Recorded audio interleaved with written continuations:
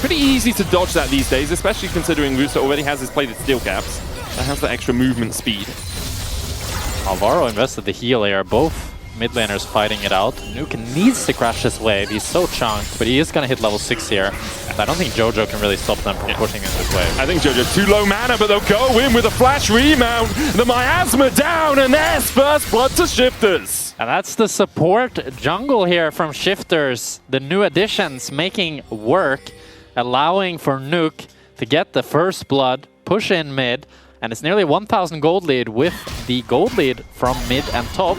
As now Elyoya might be in trouble. Sheo just looking at the Scuttle Crab, Shadow Strike down onto Elyoya. Sheo should be able to get this smite down, gets it, Ragnarok's immediately, and is going to chase onto Alvaro. Elyoya coming in from the side as well. Mirwin has to move from the top side, flash away from Alvaro, and now that Viking is on the wrong side of the map. First kill of the game. You got the Scuttle Crab, just get out of there. There's no real reason to try and chase down Alvaro. You did get his flash at least, and Shifters still have about a 400 gold lead. Most of that, apart from the kill for Nuke in the mid lane, going from Rooster, who has 22 farm advantage. Nuke is going to flash on him. Flash, Petrifying Gaze, and the miasma down means that Nuke just secures the kill. Alvaro unable to help his mid laner. Nuke on his Cassio has a 13 percentage point higher win rate on this pick than his average win rate in the LEC. Wow. About 60% on it. I mean, Nuke is looking really comfortable this game, and I think it's always been, when you think of when Nuke has been at the best, it's been when his support is playing very heavily around mid lane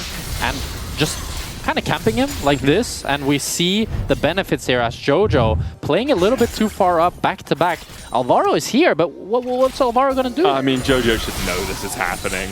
But yeah, it's a nice play. It's a nice play from Nuke. For this bot side Dragon. Rooster wisely stepping away.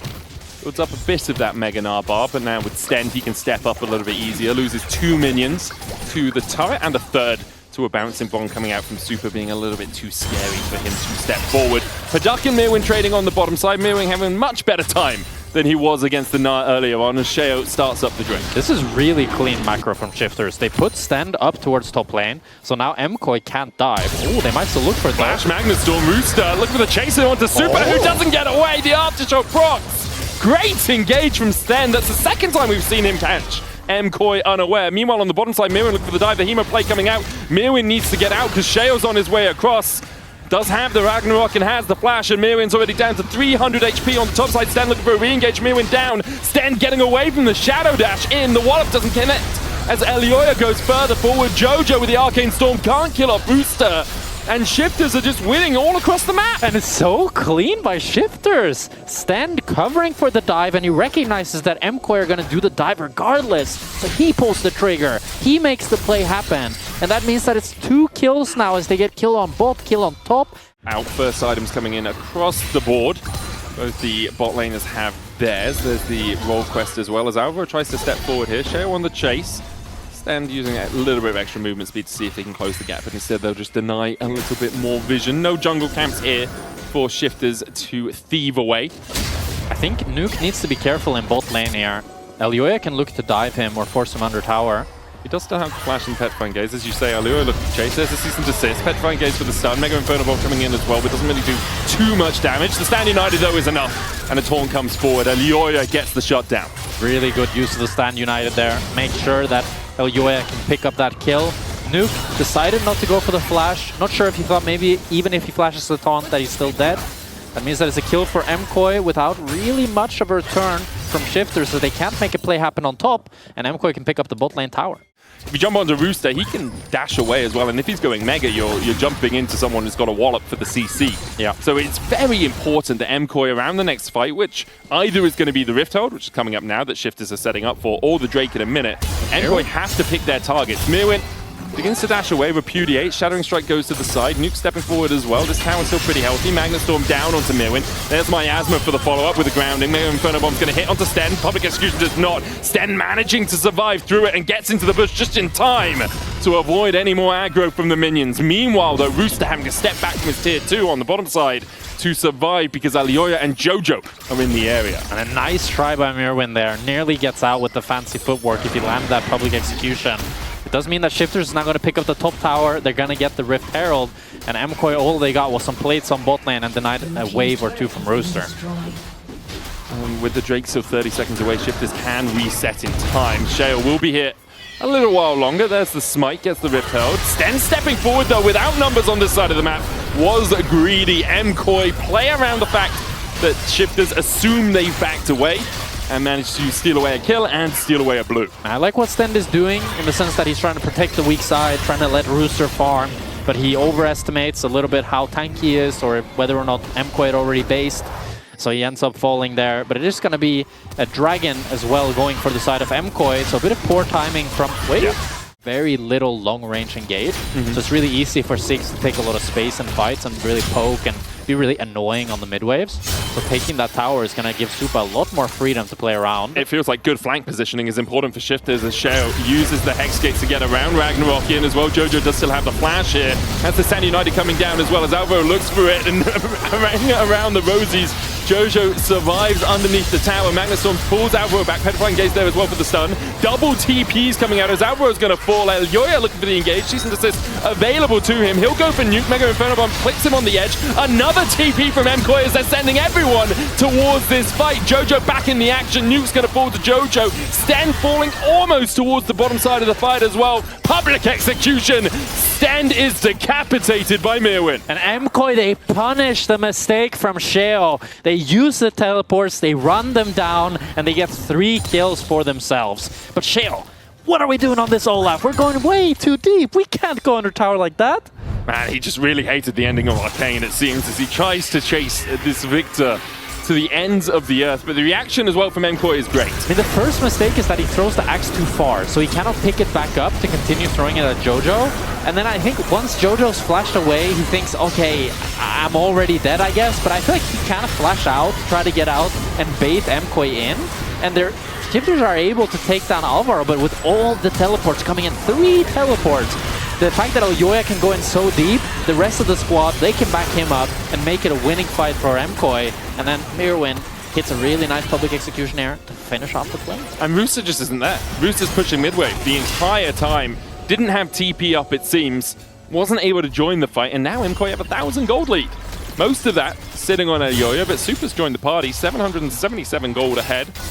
Unlucky for him, it seems, as Rooster tries to escape LYON, but gets caught mid-air with the Bolt Breaker, and LYON just absolutely rinses him. A Mega Inferno Bomb there for the follow-up. LYON on a rampage. This man just refusing to lose this game. After he was no longer playing into Mirwin, has struggled to keep up the advantage that he developed. In fact, now falling behind, at least in terms of that 1v1. Alvaro stepping a little bit too far forward. Does have the flash, is going to try and get out of the back of the pit here, using the Spirit's Refuge to survive through. Flashes, no tower here. Went to the right. Yeah, I mean, Alvaro is dead, and there's a vision there. Stand United is going to get blocked by the Shattering Strike.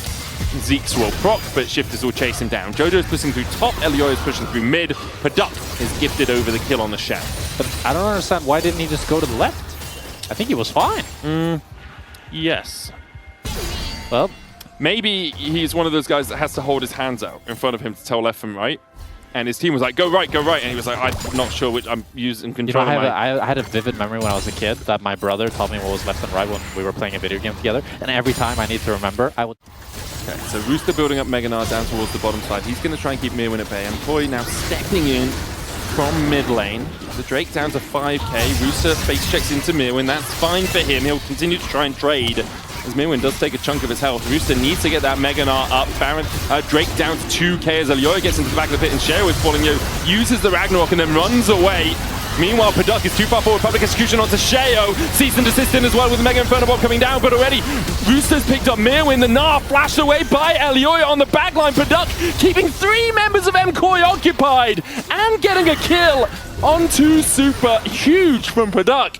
As Shifters get the Drake and manage to get 4 players out. What? We need a replay. We need a replay, and we need to look at what Super just did. I think he forgot what Vladimir does, because Paduk doesn't pull the initial CC, and it starts off with Sheo gets the Drake. That's fine, right? Shifters get the Drake, that's fine. But just look at Supa. Paduk should be dead here, but Supa's just ignoring the Vladimir, just walking onto him. Yes, I see your point, and I agree. And LYON does a really nice flash to... Can look for a flank. He's a long way away right now. Could TP in. His flash about to come off cooldown. MKOI will start up the Drake. Shifters more looking for the fight than for the objective. Mirwin getting chased out. Flash Shadowing Strike onto Mirwin. Transfusion out as well. There's the Ignite ticking on him as he is able to dash out. Rooster trying to build up that Mega Gnar.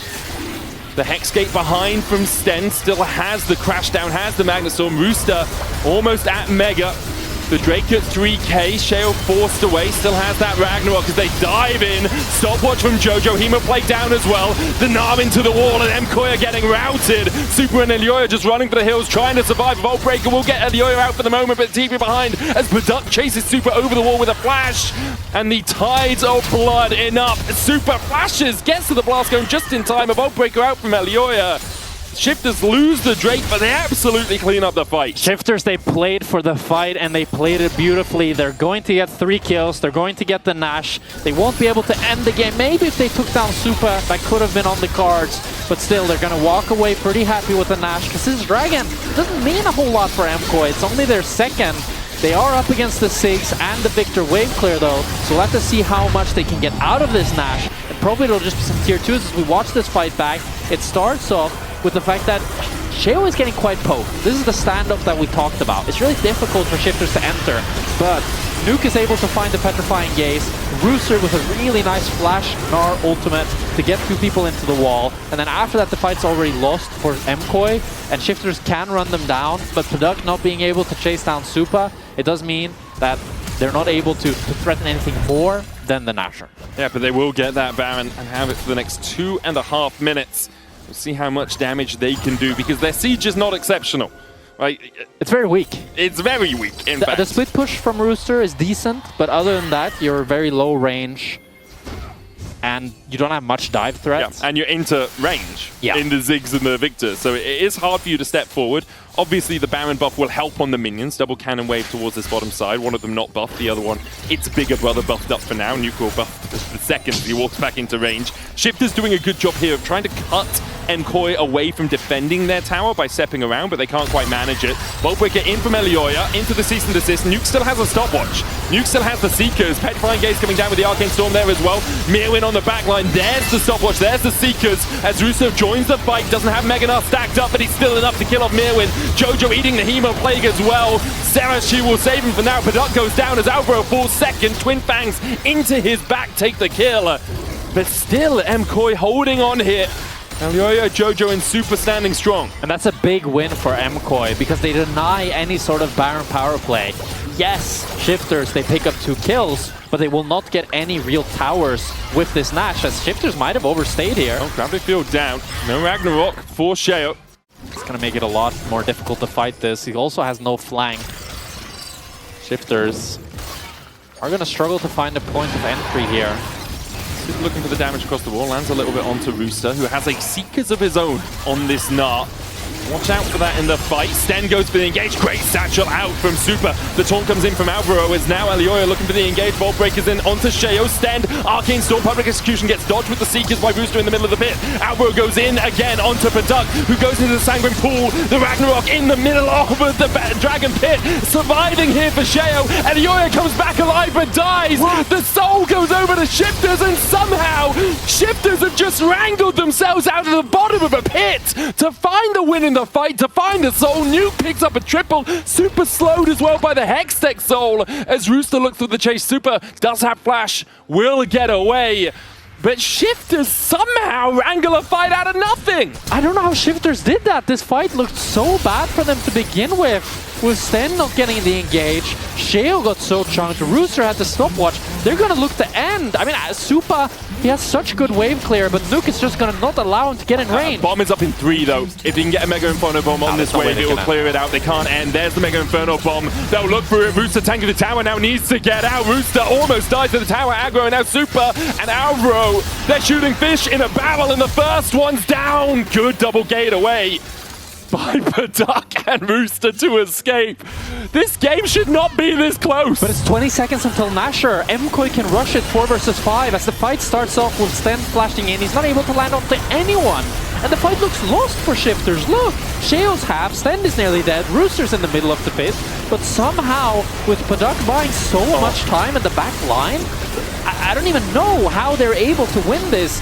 They're able to take down Mirwin, take down LYON, take down the Drake, and then just clean up the fight as Supa's out of mana and not able to do anything. Rooster went Mega in Seekers. Like, he comes out of his Seekers Arm Guard with Mega, lands a double wallop, lands the Nut, and now the Baron the prize for MKOI due to that valiant base defense, but Sheo could look for the steal here. And Blast going over instead. LYON says, no, none of that today. Lands the smite, Baron to MKOI. But they are on the ropes. They are struggling in their 4th series of summer. Looking, I mean, it's only game 1, but they're looking like a 0-4 right now against Shifters. Definitely could be. We'll see how they can make use of this Nash. Might be to just buy more time and defend their base.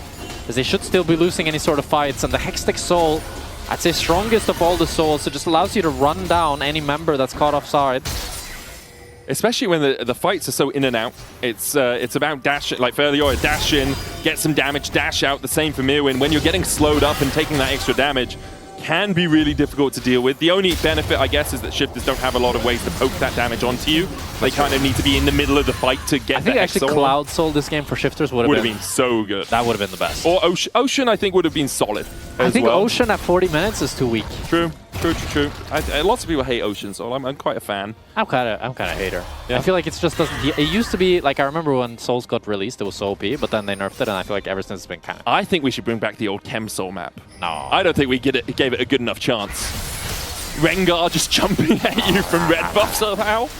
Those are the good old days. Put the smoke back on the Rift. LYON is really far up here. Goes in with the Bowl Breaker. Sten with the engage as well. They put him down on the Miasma, and LYON is dead. Alvaro trying to find the taunt on the backline, but through the Ragnarok, he can't do it. Mega Infernal going down as well as Sten does fall to the Arcane Storm, but here's Rooster and Paduk. Jojo uses a stopwatch, but can only watch as his corpse is laying across the ground. Mirwin going to get chased out by Paduk and Rooster as well. He'll try and escape. Super in the middle of the pit. I don't think Shifters really care about him, but they can still clean him up with the Twin Fangs and with the double axes. MKOI, they're going to try and get Mirwin out, and he will not escape. An ace for Shifters after MKOI stepped too far forward. And Shifters have done it. They've taken down MKOI in game number 1 here. They're going to do the victory lap and walk into the Nexus, but the death timers are so long, it's only going to be LYON anyways. They're not going to be able to hold the gates, and it feels so bad for LYON. He's had such a great game, but he steps a little bit too far forward, and he ends up getting one shot, and the rest of MKOI, they want to help him out, but that defines their demise. His Guardian Angel was not back up. Shifters don't have a wave as of yet. As you say, LYON up in 3 seconds. The Nexus Towers have respawned. Sheo's going for the mid lane inhib. There's LYON. Still 8 on Jojo. First Nexus Tower the target. A Ragnarok out from Sheo as he just tries to walk away. Nuke jumps on, but has a stopwatch. And Sheo, he's had enough of this game. He's just targeting down that Nexus. Shifters 1-0 up. And a really creative draft from Shifters. And a really good game plan as well. Great movement from Sten. Great play from Nuke as well. Rooster and Paduk in the team fights. I think Sheo had a bit of a sleeper. Didn't really show that much on the Olaf. As now, we have a little interview with Nuke. Thank you very much, gentlemen. That was a crazy game. Talk to me a little bit about kind of how you guys were thinking about approaching team fights, because they looked really easy for you once we got later in the game. I mean, I think draft-wise, like, if we get to late game, it's like impossible for us to lose. We have Olaf into Vi, Cassiopeia into Vi Shen, like all those stuff is like so hard for us to lose. But yeah, I mean, they had strong side, which was kind of scary this game. So our goal was just to scale up until late game, so we could just win by team fighting. Definitely a strong start. You had almost 45% of your support's time was spent around you in the mid lane this game. How does it feel to have your support camping for you? Does that just